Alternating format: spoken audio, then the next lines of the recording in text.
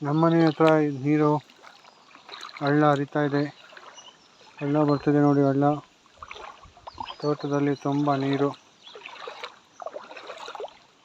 ಮೋಡದ ವಾತಾವರಣ. 3-4 ದಿವಸದಿಂದ ಮಳೆ ಬಂದು ತುಂಬೋಗಿದೆ. ಮಳೆ ಬರುವ ಮುನ್ಸೂಚನೆ. ಗಾಳಿ ಬೀಸ್ತಾ ಇದೆ.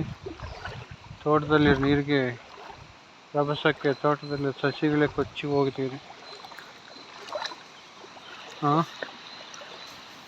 ನೋಡಿ ನಮ್ಮ ಅಂಕಲ್ದು ತೋಟ ಫುಲ್ ನೀರು.